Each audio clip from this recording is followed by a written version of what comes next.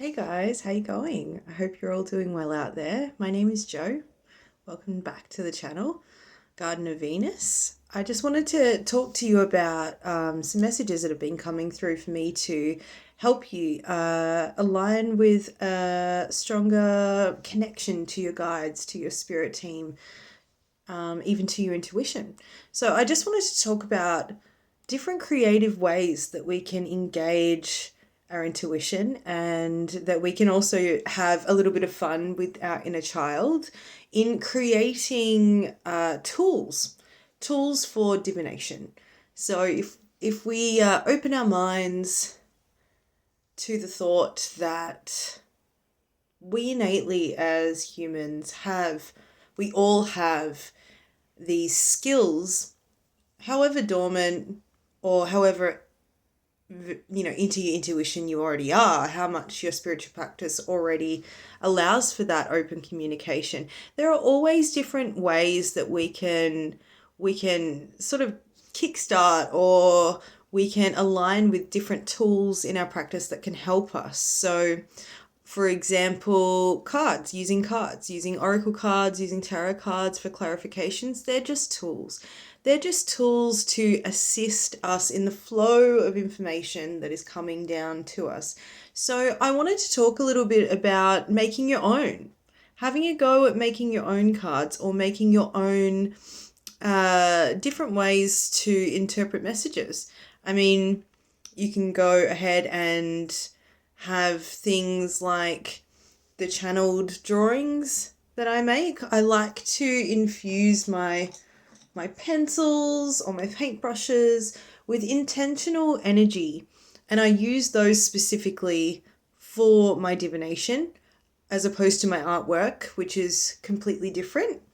So we can go ahead and make our own tools in the way that suits us with our communication, whatever is assisting us. So, pencils, paintbrushes, sacred paper. Some people like to go ahead and draw little symbols or little words even on these cards and use them to help them direct spirits messages or direct spirits energies so that it's easier for you to understand. You're going into making your own sacred tools.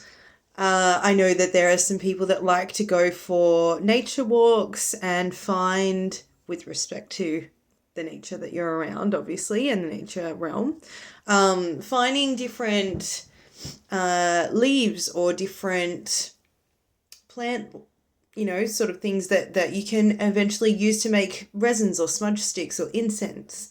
They can be part of your sacred practice. I know that when I do distance healing for people, I have a sacred sort of figure that I've made, that I've sewn like a doll, that I've sewn, and I've put some sacred sort of crystals in. And as I've sewn them, I've intentionally sewn them in with the highest good for healing to be sent through when I use it in my sacred practice. Making some of those can be actually really beautiful and a really good way to engage in self-help and self-healing practices if you're not, a practitioner that's doing some divine sort of healing. There are also, tools of making pendulums out of different things. You can do that in whatever way intuitively calls to you. There are things like that as well. If you go back to thinking about, throwing bones, people used to divine messages depending on what the layout of the bones were as they fell onto a sacred paper that was split into different areas.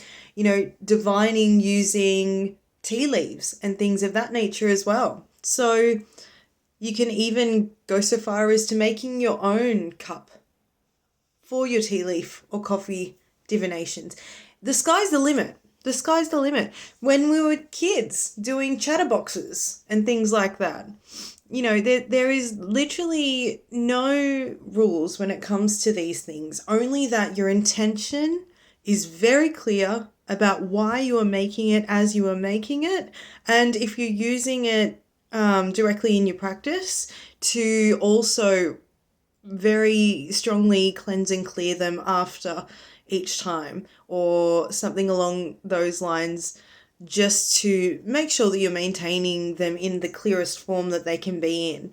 I hope that this inspires you to have a go, see through some meditation, ask Spirit to show you what would be a really good tool for you. Some people that will be aligning with maybe using wands or making a wand from natural resources, as long as they're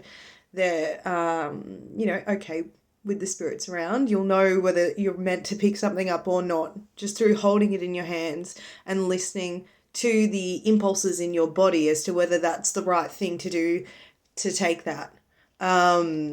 If there's something that you want to trade and offering for things like that of natural resources, it's also really important that we consider these things if we're walking around in nature and we're taking a shell off the beach, or if we're doing anything like that. I know that I have used shells in divination as well.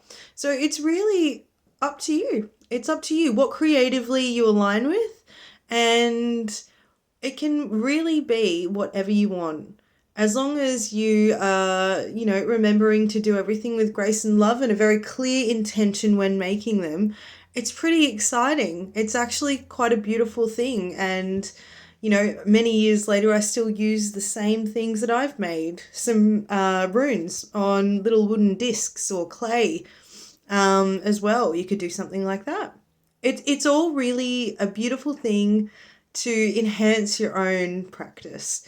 And that's what the goal is here. I want to pass on as much inspiration to get you activated as I can.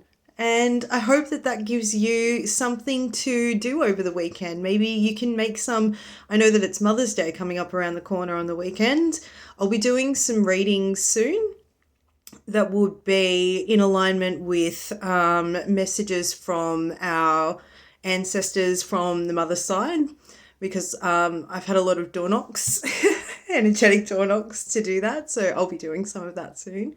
And yeah, that's about it. But if you want to let me know what you did, I'd love to know if you have an idea, if you're going to make something, because I love making things too. And I think that we should share the excitement together. All right, I'll catch you in the next one. Much love.